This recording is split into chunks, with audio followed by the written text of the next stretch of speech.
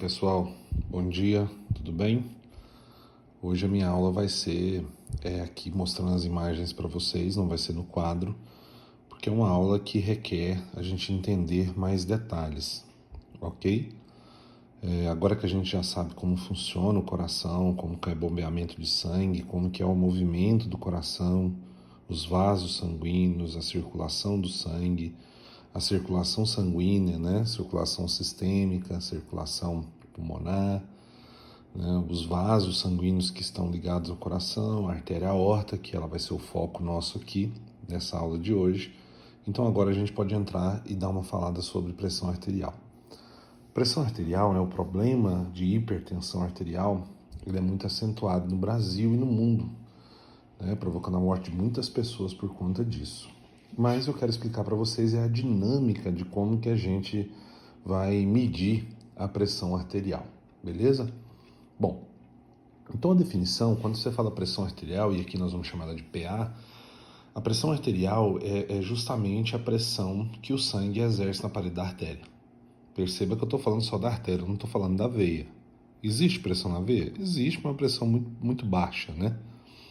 A pressão arterial é justamente a pressão que o sangue está exercendo na parede da artéria, só que olha o detalhe. Como ele é na parede da artéria, esse sangue é oriundo do coração. Então, na verdade, você fala que a pressão do sangue que ele exerce na parede da artéria, mas nós estamos analisando é justamente a força do coração. Mais precisamente, a força do ventrículo esquerdo, porque a pressão arterial, a medição da pressão arterial, ela é feita em ramos da artéria aorta, que justamente sai do ventrículo esquerdo. A artéria pulmonar, ela sai do ventrículo direito e vai direto para o pulmão, então a gente não mede pressão de ramos de artéria pulmonar, até porque ela não ramifica da mesma forma que a artéria aorta. Então a gente vai medir a pressão justamente na artéria, que é um ramo da aorta, então com isso a gente vai verificar o trabalho do ventrículo esquerdo. Mais precisamente a força dele de contração, ou seja, o momento de sístole que ele vai fazer. Esse desenho aí está mostrando justamente a seta só indicando para vocês o sangue exercendo pressão na parede da artéria. Pressão, eu vou até mostrar na frente para vocês, é o raciocínio de pressão mesmo que a gente vê na física, na química, segundo o Torricelli, né? Vocês aprenderam isso lá no 6º ano, sobre pressão atmosférica, e é justamente sobre esse fenômeno, né, de pressão atmosférica que a gente mede as coisas relacionadas à pressão. Ok? Então essa é a definição de pressão arterial. Esse esquema aqui, ele vai mostrar para nós como que a gente vai medir a pressão. Então perceba o seguinte, ó, eu tenho os estágios onde está mostrando aí, ó, a artéria braquial. Essa artéria braquial é um ramo direto da artéria aorta. Quando a artéria aorta faz aquele arco acima do coração, já tem um ramo chamado de artéria braquial que desce aí para o braço. Então perceba que na primeira figura da esquerda eu tenho uma artéria braquial que não está tendo nenhum tipo de interrupção. Como que eu vou medir a pressão? A pressão eu vou medir forçando essa artéria. Então esse equipamento aí que eu vou mostrar direitinho como ele funciona, né?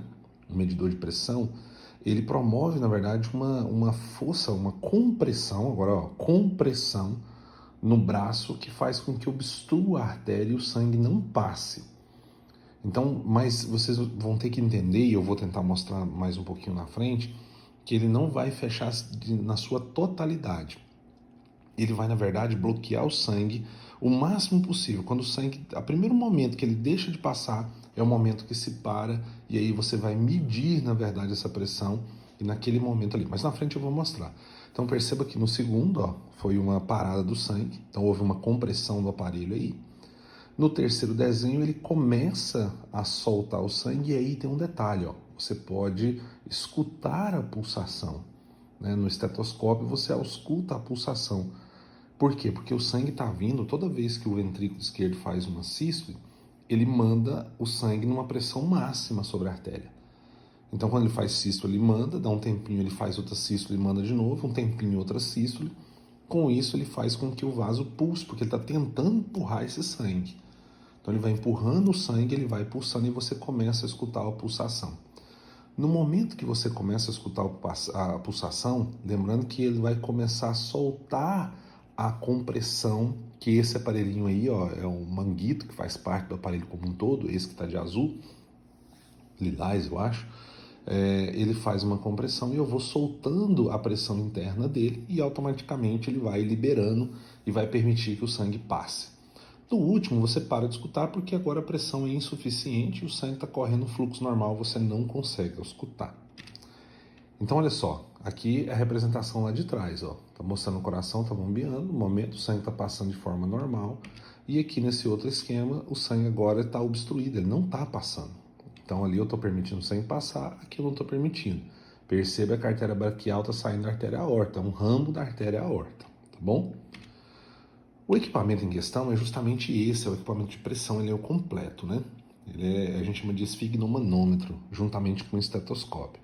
Os equipamentos que compõem ele é isso, é o manguito que vai no braço e faz a compressão, a bolsa de ar, né, que a gente faz onde está, na verdade, a gente emite o ar passa por ela e vai para o manguito, o manômetro que mede a pressão, a pera, onde você bombeia o ar para dentro do manguito, e a válvula que você fecha e também a hora que você vai liberando para sair. O posicionamento dela é justamente ali, ó, sobre o húmero, próximo da dobra do braço, na verdade a gente chama, né, do antebraço. E ali você faz a compressão e coloca o estetoscópio abaixo para você escutar aquele momento que o sangue passa, tá bom? Qualquer coisa vocês pausam o vídeo aí e vão dando uma olhada para memorizar o nome e ver também de forma mais detalhada esse equipamento aí. Beleza? Vamos para frente. Só para a gente recordar, porque a gente vai trabalhar justamente com pressão e vai trabalhar nessas medidas de Evander Torricelli. Então perceba que esse aí foi o experimento Torricelli. Ó. Por que que hoje a pressão, né, chamada pressão atmosférica, ela está a nível do mar em 760 milímetros de mercúrio, ou mais precisamente 1 atm? Porque justamente Torricelli fez esse experimento. Ele encheu uma barra com mercúrio líquido e essa barra ele soltou no recipiente, né?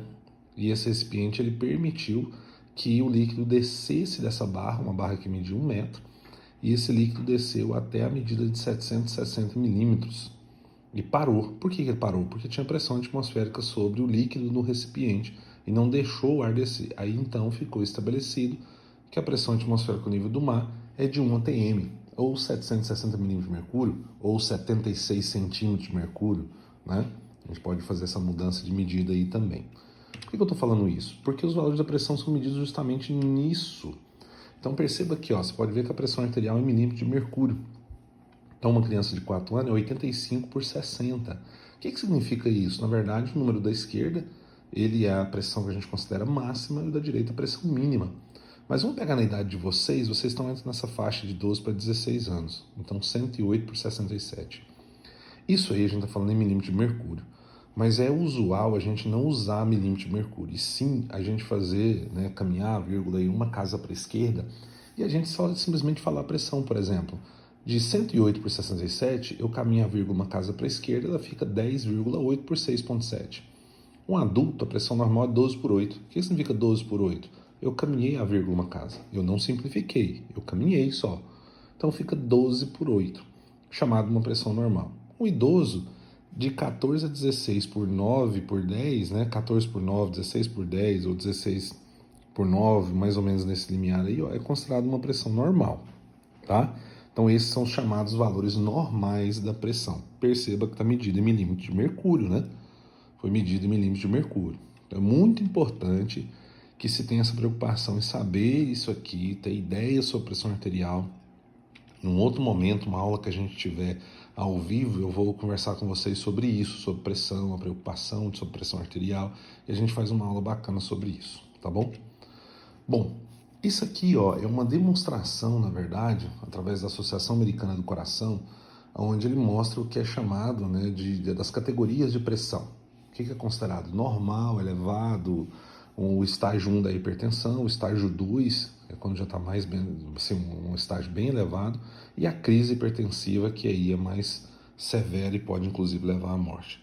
Então, normal, ele está pegando, logicamente, um indivíduo adulto, onde ele coloca com uma pressão normal, né, até, ele está colocando que é menos de 120, mas até 120, e a mínima 80, então 12 por 8. Uma pressão já considerada elevada, 12,9 por 80 já começa a se elevar.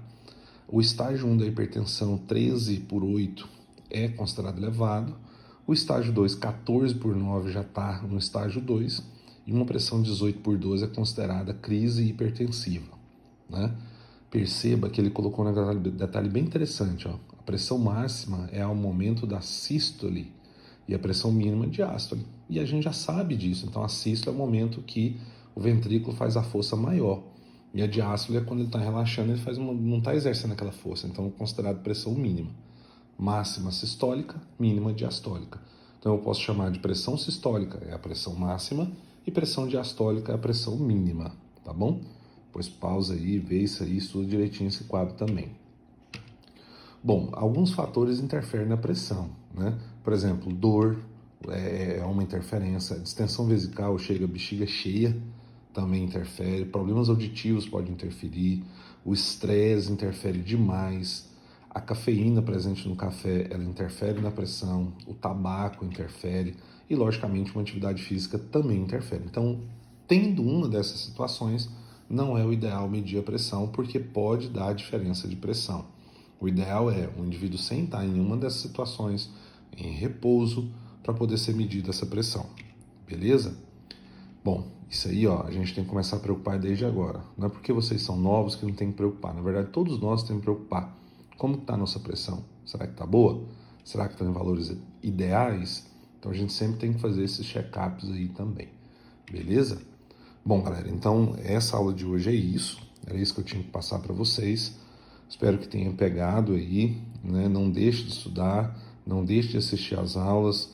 Nós estamos caminhando aí para o fim desse capítulo que eu falei para vocês que é um capítulo grande, que a gente ia ter muito assunto para falar sobre ele.